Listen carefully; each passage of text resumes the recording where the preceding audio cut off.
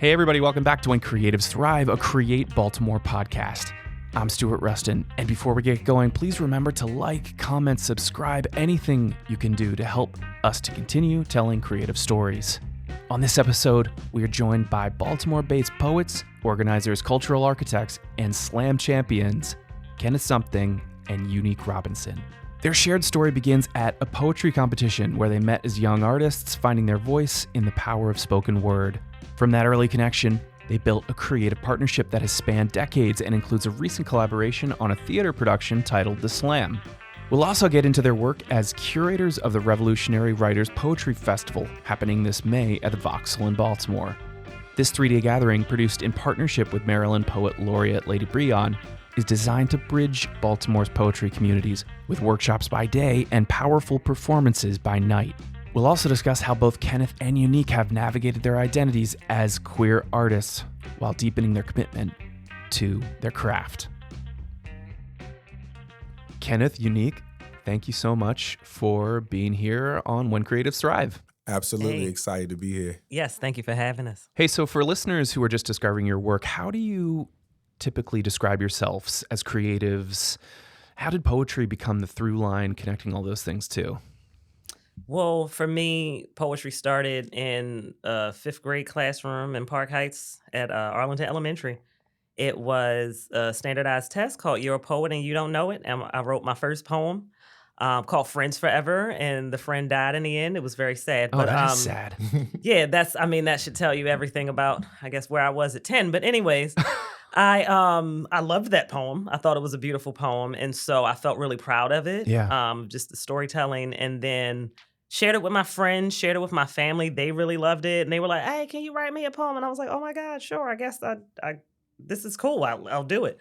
And then that just started me on a road of poetry, honestly, that moment. And so 11 through 14, I'm writing about whatever, tweens write about. I was obsessed with Backstreet Boys, TLC, Spice Girls, etc. But then I started to have an awakening about consciousness and many things at that age as well. So I started writing, I think, more spiritual poetry at 11. And my first poem I shared out loud was in the church. My folks are, Pentecostal, if you will. I moved away from that since, but back then that was like my first audience. And so the poem was so good, my aunt started writing her own poetry because she's like, how's this 11-year-old going to show me up in my own church? No way. I can't make this up. And so from there, it just, continued to be like, okay, I want to write and perform my work. And then another awakening happened, but I think more of a social radical awakening at like 14. The Iraq war was starting, and so I just felt very much so like, how can I do something about this? Like, I felt really passionate about not, just allowing what's happening to just go by and we don't have any opinion. We don't feel like we have any power over what's happening, right? And so I just started sharing my thoughts on the world, on Baltimore, on social issues and justice in many ways. And that built a whole other platform of like, wait, I need to get my voice heard about this. And then started hitting the open mic scene. Shout outs to Olu Butterfly. She had an open mic at Enoch Pratt Library in like April 2002. I wrote a poem called Sore Eyebrow that I shared there about just like how my eyebrow was sore from all the things that I'm seeing in the world or something. And and from there, it was like a poetry slam that happened in high school that I got aware of. And at that it was a citywide poetry slam. So it was at the convention center. It's a massive room full of students and their supporters. And I read a couple of poems. In the Era of Color TVs was one. Kenneth remembers that. Kiss My Flaws was another one. And I won. It was like 2 rounds and I won the whole poetry slam. But what I also saw was this person get up on stage, with the white tee and the do-rag, and I'm just like, and just powerful presence. And I was like, that man's work, who is this man? He is amazing. And he read A Poet at War. That was Kenneth's poem. And so I was like, yo, he's so dope, just hearing the words. And so he actually came to my table afterwards like, yo, that was amazing. Let's keep in touch. And so from there, it was like, I was first place, he was second place. And we just have been friends ever since then. Yep, in that exact order. You mean first and then second? Yes. Oh, that's how man. That's how it works. Oh, man. Unique's got a big old smile. It was a good time. Yeah. So it just set something in motion. Yeah, for sure. Kenneth, what about you? So I was always a creative young person, but I started with visual arts and then discovered poetry and then discovered theater and then rediscovered poetry. And after kind of like playing around with all the different kind of creative mediums, I was a playwright, a lot of things, right? Yeah. And did a lot of things before turning 18. But poetry, it was something about it being instant, right? It was the instant, like I can share this art and instantly connect with people, right? Right. It's not like a play that you have to Yeah, you wait for the end and then everybody and claps. right? Well, that And, too. like, yeah, you're you right. do all of that. So you do 4 months, 5 months of preparation I just see. before that you get extended to process. the point Gotcha. where the audience and the community engages with it. Yeah. With visual arts, I would draw something or paint something, and then one person would see it every once in a while or something, Right. or even if it got, I was in a museum or two, and so even when it would get put there, like I wasn't there to see people's interactions with it or whatever. And so poetry, especially poetry slams, or just like being on stage, performing a poem, and being able in the middle of the piece, just feeling like you're connected to people and community in that moment. And it was instant for me. And I fell in love with the instant engagement that came with this particular art form and never looked back. Was there any moment that you can think of specifically where it kind of dawned on you, like this is something that I want to be able to do for the rest of my life? No. I wouldn't say it was one moment. It was a constant reminder. I think Really? that poetry kept reminding me Really? that it will be here with me, right? It wasn't necessarily me making a conscious decision like this is what I want to do with the rest of my life. It was me realizing over time, this is what I'm going to be doing with the rest of my life. Hey, that's fair. Yeah. That's fair. Just that little whisper. Yeah. Say, hey. It just kept showing up. And like, Yeah. I became a community organizer at Park Heights Renaissance. I was overseeing all human services there. And like when I would find myself, so one of the issues was apathy, right? So I'm a community organizer. I want to like change the city. And I would talk to people who felt like they did not have the ability to make a difference, right? And then I started figuring out like, okay, the biggest issue we have in our community, it is not the resources, it is not the isms and the issues, it is the people's doubt in their ability to make a difference. 100%. Right? So it was the apathy that I saw was the biggest issue that we had. So I was like, well, how do you combat that? Yeah. And I was like, I went to church, and this particular time, this was with this question in the back of my mind, and I watched the pastor preach, and the pastor was trying to get everybody to volunteer to go do something, and the sermon happened, and the choir happened, and everybody was like, yes, we're going to do this thing. And I was like, this is it, right? Yeah. It was not to take anything away from church, from all the spirituality, obviously, but it was something about the creative aspect. It was something about the art that was happening that was inspiring people into action. And I started studying it, right, in the church, right? The way we use spoken word, right? Totally. That's sort of evangelical kind of thing. And this last time I was before I kind of clicked for me, it was a sermon about speaking life into dry bones, right? Which was a scripture. And that's what the pastor was preaching on. And I was like, this is it. This is how I make a difference. Right. It isn't through all of the organizing and policies and the da-da-da-da-da. I said, it's through the thing that I've always had with me, the tool I've always had that I wasn't using. I wasn't using art. I was just using all the traditional community organizing tools. I was using food and community meetings, right? and like, petitions and marches or whatever you need to do. But I was like, no, it's the art. Yeah. Like, it's the art, it's the poetry. And so then I went back to poetry and I created Do More Baltimore. But it was like, this is what I firmly believe, makes a difference. Well, it makes you feel something, right? Yeah. I mean, I think there's something about saying, hey, show up at XYZ time. We're going to be marching. We're making a difference. But then there's also something, I think, like you said, kind of just energizes and activates people in a different kind of way when they're hearing somebody perform and there's a creative energy. It just makes you feel. I don't know how to describe it other than that. And it's like something sets a fire in a different kind of way. Absolutely. I think that's why art has always, to me, it gets to the soul of a person. Yeah. You know what I mean? Just bypasses all of the other things, the isms that separate us and really gets to the feeling, the heart of the matter. Yeah, it's like you can't even stop it too. You start to, you hear it or you see the performance happen. And I guess in this particular case, I'm thinking through, spoken word. We were talking, Kenneth, you and I earlier about Black Chakra.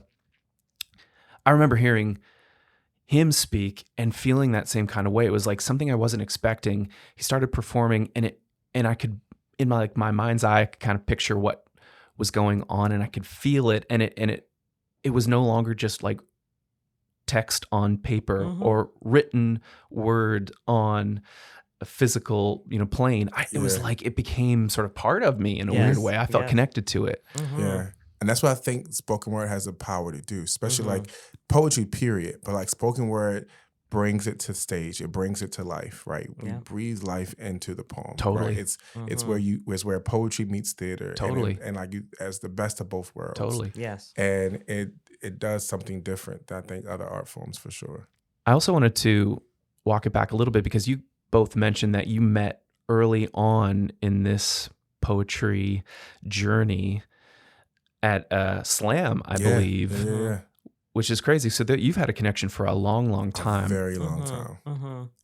Talk to me a little bit about how you were, arriving in that space. What was the scene like back then?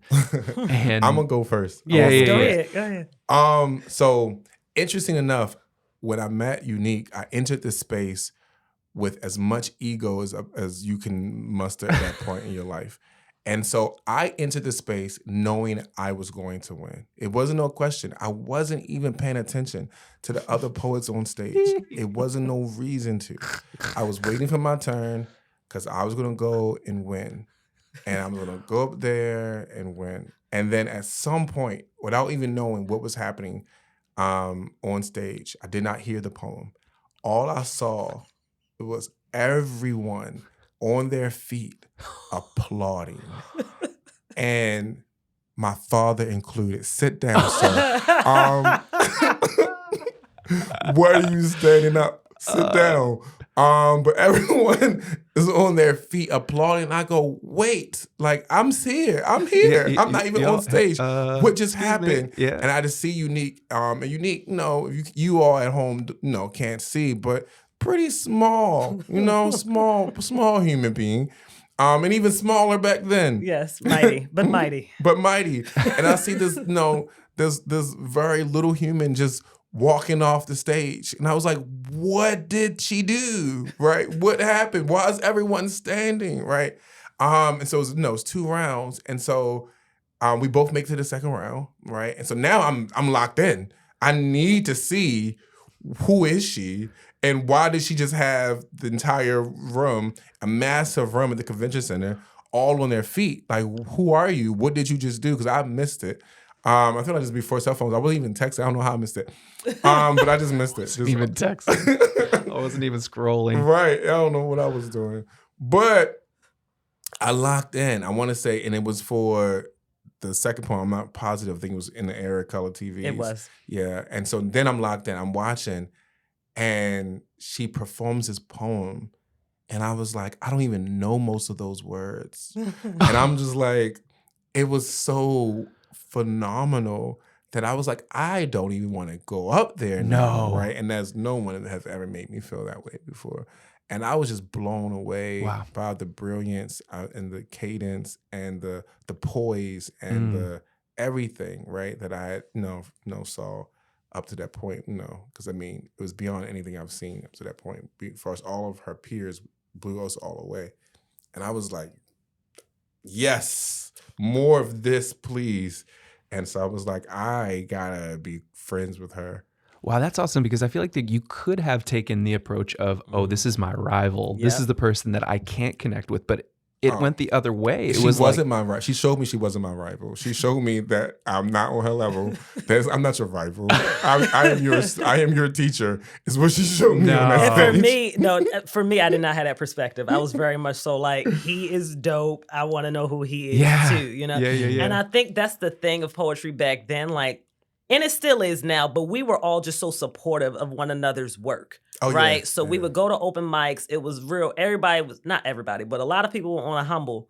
We knew we were great. You know, we were in a scene with adults at the time, like The Fifth Element, you know, Femi the Dry Fish, Native Son, Complex, Love the Poet, Olu the Butterfly, Akil Mazan, Eat a Poet MC, Slangston Hughes. Like, so like all of these heavy hitters back then. This is like the early 2000s. And so I'm learning from these folks. I'm in these spaces soaking up everything. Yeah. And it was always all love. You know, this is very much the neo soul era, Erykah Badu kind of energy and vibe, Jill Scott just flowing into space. And so it wasn't anything to show love back then. That was like a natural thing to do. And so for me, I'm just like, this before I went to all the open mics and everything, I was just like, you are dope. I want to know who you are, you know? Yeah. And then we just really became friends after that, like hanging out at his house and all types of wild stuff. You know? And then we started our own little initiative, little group called Projected Voices. We did. And so again, immediately we connected. It's like, we need to do this more often as like young voices and go around and just, you know, saying what we need to say. And, you know, it was cool. We just kind of went to spots and it would just be like all of us, we would enter slams and we would take first, second, and third place. And it was a thing. It was a short-lived thing, but it was a really cool thing that we created in Baltimore to kind of be like, for young people to kind of talk. Because again, it was no other young people. I don't think we really saw young people. Like whenever we would go anywhere, it would be all adults. Really? Right? And so we were like young people going into a space where they're all adults and be like, we have something to say too. It was just such a beautiful, I think, time to cultivate, you know, one's voice. And I'm not going to pretend there wasn't opposition either. There was a lot of homophobia in the scene at the time as well. And so this is a time as a teenager, I'm 15, 16 years old, trying to figure out what I like and who. And coming from a very intense background of Pentecostal Christianity that is very repressive and very repent ye sins and all of that. Yep. So I felt very conflicted. And so I'm going to the open mics. I left the church by then and I'm going to open mics expecting for it to be a safe space.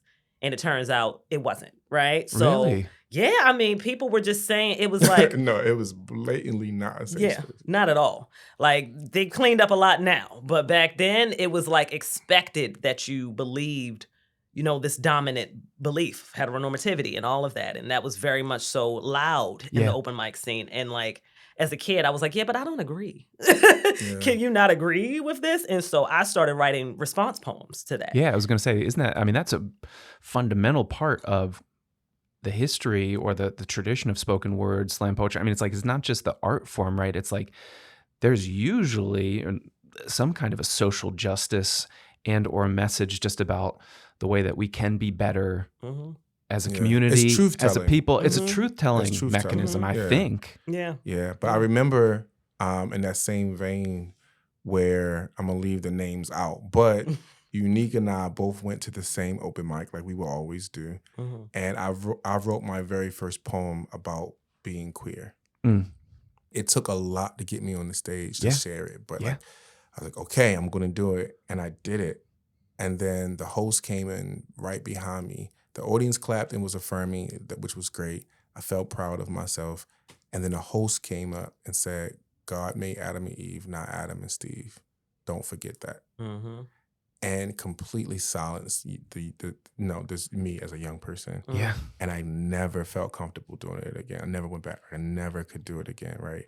Until years later, much years later. But but that was the kind of space you were in. Yeah. So I was like, I mean, that's trauma. That sounds to me like trauma, especially if you can recite those words word for word, and it's how many years later. Yeah. I don't think people always realize how deep those cuts can go, and you hold it with you for a long time. So, and do you feel like you've been able to since then create a space where you do feel comfortable, or that you are able to proudly say, hey, I'm a queer person, and you're giving maybe other people now the opportunity so that they can follow along and feel safe, maybe in a place where you didn't always? Absolutely. I think I made it my point, sort of what Kenneth was saying earlier. I wanted to say the poem that younger me needed to hear Yeah. in a space to Yeah. know that you're affirmed, you're Yeah. loved, you're appreciated just as you are. Yeah. You know what I mean? And so I think from those early days, I started to write a lot more poems, a lot more bold poetry. I was battling with, my mom at the time who was, wrestling with accepting my sexuality. And so Mm. I'm writing poems to her and Yeah. she didn't hear them. But like Yeah. for me, it was like important. And then I went away to college. And so I'm meeting all these different queer folks there. Yeah. Different folks on the LGBTQ spectrum. My mind is being opened up in even bigger ways. And I should say, Kenneth, like your dad, like y'all really brought me out of a space that if I didn't meet y'all when I met y'all, I would have went in a very different direction. I You think think in so? terms of my identity, I would have been repressed or God knows what, right? Really? So Yeah. I think I needed to meet them to know that it was okay to be me. Really? Yeah, Right. so I came from a really open household. Like I was adopted, and so my dad was gay, Mm. and so I grew up in a very open, affirming household. Wow. Right, very open and affirming. And so, having Unique as my friend in my household, it was just different. We were like, nah, you get to be who you are. Like we were very bold, and he was an organizer and an activist for many years. And I became the same organizer and activist. And so, yeah, we were different. And so, I would notice my peers and my friends didn't have what I had. So when I started dating as a young person, I had to bring the guy home, and we had to have dinner with my dad and get to like drill. That wasn't what other people were going through. No. No. And so it was different for me, right? So my friends would come over and be like, well, right? And my father, who had a master's from Harvard in philosophy and who was a retired Episcopal priest who was pushed out of the church once he came out. And so he just was a philosophical, brilliant guy who would be able to talk about, these issues in a way that you didn't typically have access to. It just was a game changer, I think, for young people who were like struggling with their identity to be like, wait, there's a different narrative than the one that I was forced. Yes. It sounds like he's kind of maybe not ahead of his time, but in a way, just maybe where we all should have been. I don't want to say ahead of your time, like but it seems like there are even still to this day people are still playing catch up. Really. Oh yeah, absolutely. You know what I mean? Like even it's more. yeah. It still is. Yeah. I mean, so like for myself, like I recently realized that I am still very much hurt by people not making space for my art when I bring this topic up, right? So I write a lot about like injustice and social justice and racism and and all of the isms and drug addiction and police brutality and all the things. And my audience is 99% usually Black folks, right? And when I'm writing poems from a Black experience to Black people, I'm celebrated, right? But the minute I add my queerness to the conversation, right? I recently did a feature that's about maybe 6 months ago. I did a feature and I did some poems. Everybody in the room loved them. And I said, this next poem is going to be a queer poem. And there was like a table of folks that looked like they were there for like a family reunion, if you will. It was a bunch of them. And they said, oh, nah. And the entire table got up and walked out. No way. Wow. Right? And I had to keep going with the show, obviously. But I was really hurt by that, right? And I was like, and to me, it was no difference from what happened when we were youth with the, and I was just like, and for me, it was so painful because these are people that I would fight for, I would lose sleep for. I absolutely would hear your story, right? I would like, and the same people that I would make, spend my entire life fighting for would not take 3 minutes to listen to this part of my story, right? It was painful. And so I wrote a poem about that as well. And I'm realizing that there was a time period between the first time it happened and the last time it happened where I pretended it didn't hurt anymore. And I became really bold in my poetry. Like, I don't care if you don't want to hear me, right? I don't care if you like this or not. but in reality, I do care. Yeah. And I just was pretending I didn't Yeah. care because it was easier to not care. But now I'm at a point way from the first incident to the last one is I'm not oppressed by the hurt, right, anymore. I'm not hindered by the hurt, but I can accept that it still hurts, right? And I can accept that it hurts, and I can keep moving and doing the work that I do. But yeah, I'm still finding myself today in that same space. And not slam, right? So I perform poetry competitively. And I know when I go into spaces, especially when I'm in the South or somewhere else, I'm looking at the audience, I'm looking at the room and saying, can I do a queer poem or no? Right? And I gotta be like, if I wanna win this, I can't do the queer poem. Wow. Right? That's very much part of the way that I have to navigate as a poet competing today. Like I look at these judges and go, nope. And I usually be like, do I got 3 male judges? I'm not doing a queer poem. Wow. Right? And it's almost like they don't even have the liberation, no matter how well it's written, how amazing I perform it, you don't feel liberated enough to even give me a high score because what it might say about you. That part. And so it's still very much part of my day-to-day as a poet. I struggle with that too. I mean, at the last time I did slam, so I don't compete in the ways that Kenneth do on the levels that he does. I'm very much so in the space of just wanting to share whatever I'm working on. So I'm very much in the open mic circuit. I do writing workshops, like, free expression in that sense. But Kenneth, whenever I do slam, it's usually Kenneth asking me to slam. And I thank you so much for that. Of course. But it's not like, and I love being in the slam community because it's still very much so iron sharpens iron. But I'm very much in a hybrid of like literary and spoken word. And so when I did do a poem for Charm City Slam, I think last fall, and I had a similar struggle, I was like, I'm going to do a poem about being non-binary. I know not everybody is there with that. Even if you're in the queer community, not everybody can wrap their head around what that means. And so I tried to do this poem to explain what that means to me. And you succeeded in doing the poem. Thank you. But there was one judge, as Kenneth is mentioning, who was very much so not from that community, did not want to understand it very much. So I feel like people have blinders up right now. Whatever they don't want to deal with, they don't.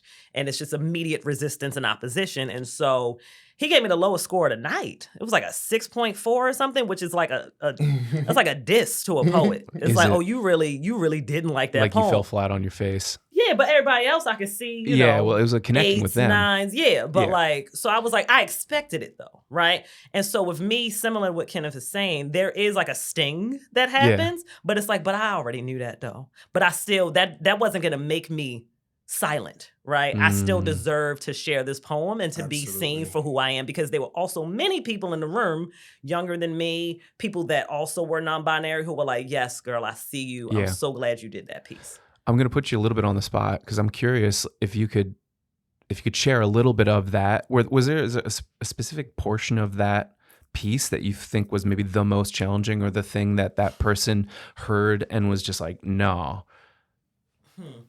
Yeah, I mean, there's a lot around transness and supporting trans women. There was calling, let me see, try to remember it. I am merely reflecting the parts of you, the stolen, the parts of you, the shrunk, the parts of you that got called bitch, sissy, and punk, the parts of you stuffed into the corners of the trunk of your mind out of alignment with what it is you really want. Because I see you trying not to see me prancing through the lobby, standing out of line so you ain't got to stand beside me. But better to be a crystal gem than to die a carbon copy. So it goes there, right? There was moments about speaking up about trans women and sharing that when girls expire in the night whose heels don't clack into the dawning, you may think they make no sound, but even the sun goes into mourning, right? So just talking about the amount of trans women that are being killed and nobody seems to care, right? Except for our communities. But on a national level, we're actually literally being extinguished, right? And so, and there's national policy saying that there's only 2 genders that are real. And so I spoke about that too, because I don't agree with that, right? So I'm wrestling feathers on purpose, right? Like, because you're not just going to pretend that we're not in the same community when we are. You're just pretending not to see me. But like Kenneth said, I'm fighting for you and your rights, but you can't fight for mine. And that's all right. But I'm not going to pretend that I'm not here. Yeah. It feels like you are both able to express yourselves fully. I mean, it feels like that you've honed these tools, this craft over a period of time, and it's really working for you. It's doing something for you here, right? Like it's kind of making you into the version of yourself that you maybe always wanted, or that you know what I mean? Like, do you feel that kind of way where you, like Unique, you mentioned that there was this fork in the road. Like, have you sort of ascended to this place where, you know, there's this power that you get out of this creative lifestyle that you've decided to take on? 100% yes. The life of an artist is not common. You know, the roads that I've had to take to get to where I am, you know, people don't see some of those nights and some of those days and some of those struggles, but it was always because I knew that I'm going to be myself regardless. I can't fake who I am. Yeah. I can't be inauthentic. Yeah. And so, yes, I got like the degrees in writing because I trusted that something was going to come from this. So I did go the academic route. I think that was in many ways kind of a conservative, safe bet. Sure. You know, a fallback plan. Sure. It's like, if I'm going to do this, I'm at least going to, you know, take it as a career path. I know there's some people that just do full-time poetry and they outside and they're performing and that's their life. But for me, it was like, okay, how can I do that and not put pressure on my art to like be my livelihood, but also still have room to create in whatever my career is. And I strongly believe that I've was able to integrate those two. So now being a professor at MICA and working in community arts, you know, as the director of that department, like, I have made a life of what it looks like to be an artist and to be successful at it. Am I a millionaire? No. Do I have Lena Waithe's phone number? No. But I very much so, you know, hey, but like I very much so. Thank you. See, you got to talk. Hey, that is true friendship. Right. That is true friendship. Right. But again, to me, I had to understand what my definition of success was. Right. And it's not necessarily, oh, I'm going to, you know, be a spoken word poet that's like known by America or known around the world, but I do know very much that I am loved and respected and appreciated for what it is that I do and who that I am, not just by anyone else, but by me first, right? That's how I see it. That's huge. Ashe. Hey, so let's talk about your play titled The Slam. That's one of your most recent collaborations. Yes, so the play is 2 acts without giving too much away. It is basically a young girl finding her voice, her identity through poetry, right? She's writing a lot in her journals, but hasn't said it out loud.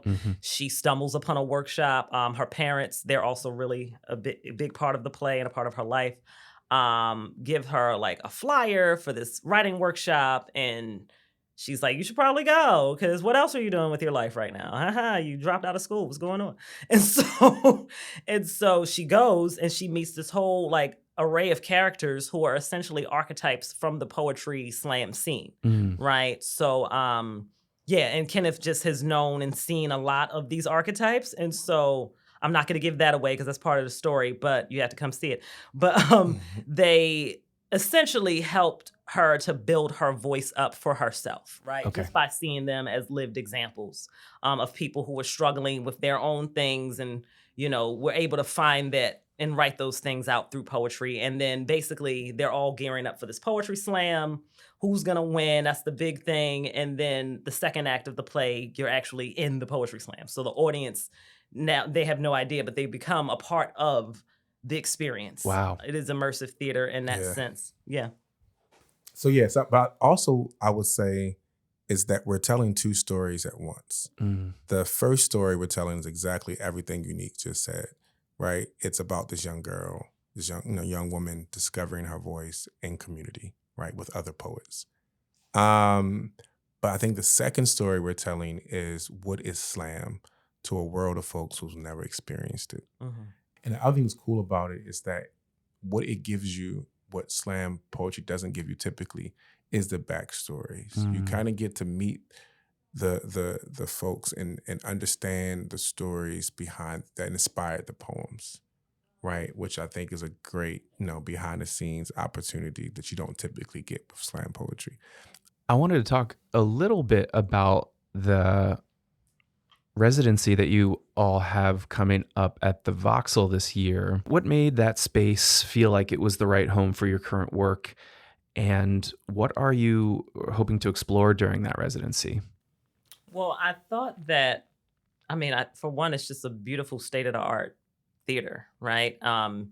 And having done the work that we've done with stage readings and being Lab 410 fellows with Baltimore Center Stage, and just putting this amazing play up as a reading, right? We wanted to get it out of the reading stage Yeah. and really actually put it on a production.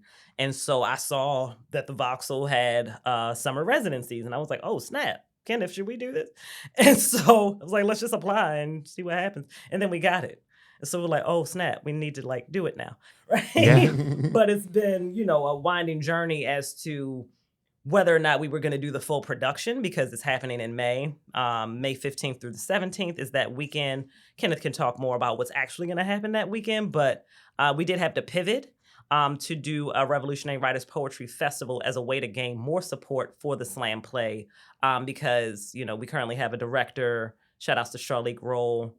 She very much so, she's thinking big, with this. She works in New York and Broadway and so on and so forth. And she's like, the play should still be workshopped some more before we solidify what it looks like on stage and all of that. And so this is just giving us a bit more time to do that. So this residency that you've got going on, you've got the Revolutionary Writers Poetry Festival that's a part of that residency. Can you tell me a little bit more about that? You're curating that with Lady Brion, correct? So a little bit about that. So Lady Brion, for those who don't know at home, is the Poet Laureate of Maryland. And when she became the Poet Laureate of Maryland, part of her goal was to create a poetry festival in Maryland for the different counties, which doesn't exist. Nothing like this exists currently. So that was her goal. And so she was always kind of working on that independently. And I think when Unique and I decided to take a pivot from producing the actual play, we knew that we still wanted to produce something. And so we were like, maybe we can do something that will still raise awareness about the production, help us, raise funds for the production, because it's a very expensive production. So like, we got to raise money. So let's just produce this festival.